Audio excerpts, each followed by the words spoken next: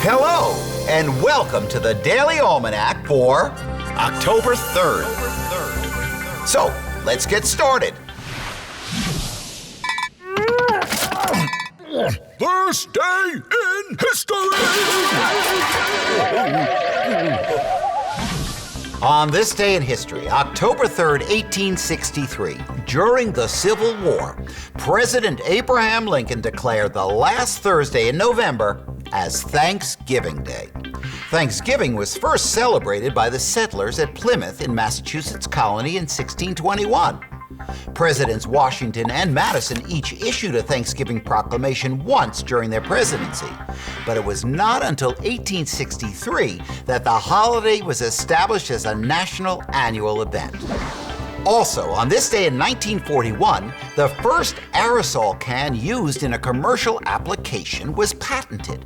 It was invented by two U.S. Department of Agricultural researchers, L.D. Goodhue and W.N. Sullivan. They were looking for a way to apply oil-free insecticides on mushrooms.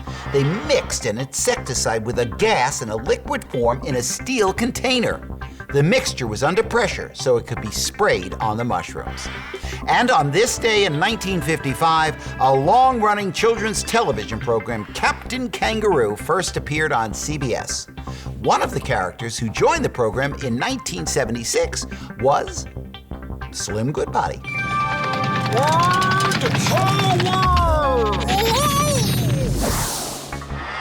Today on Word Power, I want to talk about my favorite breakfast food, cereal. The word cereal comes from the name of the Roman goddess Ceres, the goddess of grain and agriculture. The Romans believed that Ceres had a daughter whom she loved very much and who made her very happy. When Ceres was happy, the crops on earth were healthy and produced lots of food. Now, one day, Ceres' daughter was kidnapped by the god of the underworld. Because Ceres was worried about her daughter, the crops on the earth began to shrivel and die. Finally, the god of the underworld let Ceres' daughter go back to her mother for 6 months a year. The Romans believed that each year when Ceres' daughter went to the underworld, Ceres would go into a deep sadness and the plants on earth would die.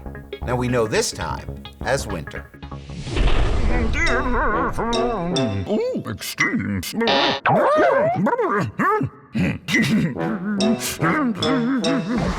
Today on Extremes, we ask, what is the largest living organism in the world? The answer is the honey mushroom fungus, found in Oregon State. It covers 2,200 acres, and scientists estimate it could be at least 2,400 years old. Now, you might be imagining a giant mushroom, but the truth is that most of this humongous fungus is found underground. In the fall, honey-colored mushrooms grow above ground, giving the fungus its name. Health tips. Everybody faces problems from time to time. And when facing a problem, here are 5 steps you can take to help you find a healthy solution. Step 1, identify the problem. That may sound easy, but lots of times you need to really think and figure out exactly what the trouble is. Step 2, identify the possible choices you could make to fix the problem. Step 3, think through the positive and negative consequences of each choice. Step 4, make a choice and act on it. Step 5, see how the decision works out. Did it solve the problem? If not, why? Ask yourself if there's something else you can do to make things better. If there is, do it.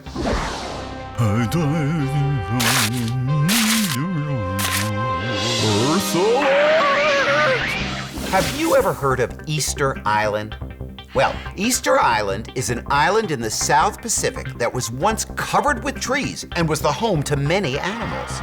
When people first arrived there over 1,600 years ago, they were able to settle down and create a thriving civilization.